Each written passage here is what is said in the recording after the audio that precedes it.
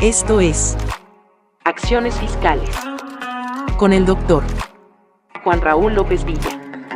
El podcast de innovación y vanguardia fiscal. Bienvenidos.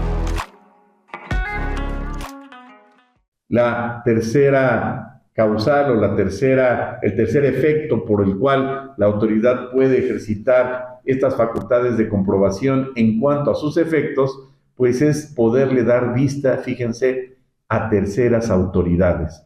Es decir, llámese IMSS o cualquier otra autoridad que indirectamente la autoridad considere que tiene que tener conocimiento de esas omisiones, lo puede hacer la autoridad. Puede ir con el chisme con otra autoridad fiscal, claro, y con ello, pues, habilitar o permitir o dar pie a que esta otra autoridad también pueda verificar el cumplimiento de esas obligaciones a cargo del contribuyente. Y finalmente, el último rubro que implica un efecto, una consecuencia del ejercicio de facultades de comprobación contenido en el primer párrafo del 42 del Código Fiscal en comento es el hecho de que pueda iniciar acciones de carácter penal en contra del contribuyente. Y es así como vemos entonces que las autoridades fiscales, en este caso el Servicio de Administración Tributaria, se crea para efectos, sí, de poder llevar a cabo la recaudación de las contribuciones a cargo de los contribuyentes, valga la redundancia, pero también esto implica que pueda establecer multas, sanciones y que con ello pueda ejercitar el procedimiento administrativo de ejecución y en su caso no solamente llevar a cabo la imposición de multas, sino también restringir sus derechos, como el caso de la restricción temporal de certificados sellos digitales, llevar a cabo incluso la clausura de las negociaciones o incluso en el último de los escenarios, iniciar acciones de carácter penal, es decir, restringirle la libertad al contribuyente por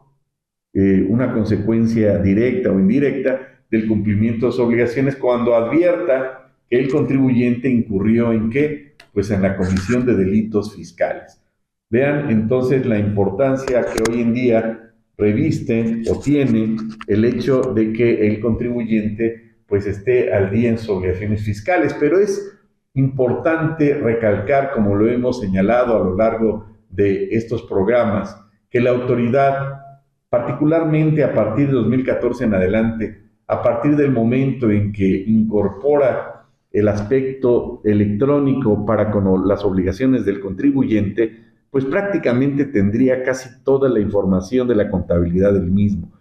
Y con ello entonces la autoridad puede advertir, ojo, en tiempo real, dónde están esas inconsistencias, porque a partir del momento en el cual el contribuyente tiene la obligación de emitir los comprobantes fiscales digitales por Internet, la autoridad en ese mismo momento, en 2 nanosegundos, recibe ese CFDI y desde ahí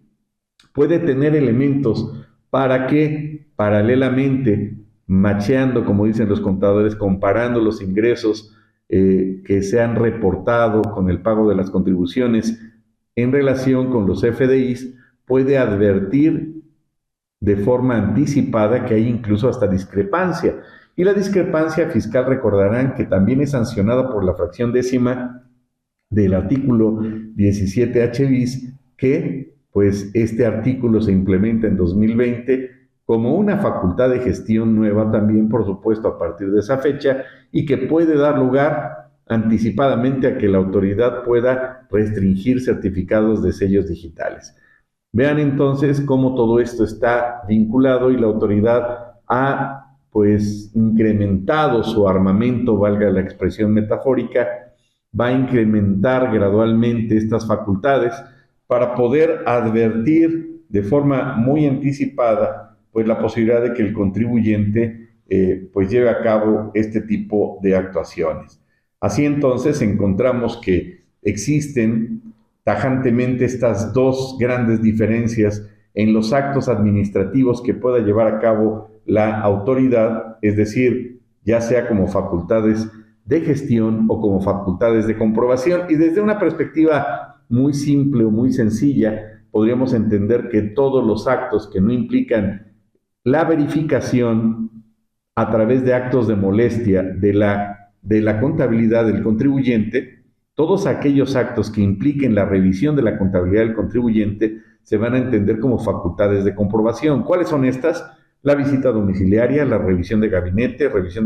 por vía electrónica y, por supuesto, la revisión electrónica que se hace directamente por Internet. Cabe señalar que dentro de estas facultades pues, se encuentran también las facultades de comprobación en materia de comercio exterior, las facultades de comprobación en revisión de dictámenes, que también se le conoce como revisión secuencial. Y en este contexto, entonces, vemos que en sentido opuesto o por otro lado, todas aquellas facultades que no impliquen la revisión de la contabilidad en principio, pues se entenderían como facultades de gestión en donde en principio la autoridad fiscal no debe entrometerse, no debe de requerir información por vía de facultad de gestión de todo aquello que conforme, que integre la contabilidad del contribuyente, es decir, todo aquello que no tenga nada que ver con el artículo 28 e incluso como extensión del mismo del 32 BTER.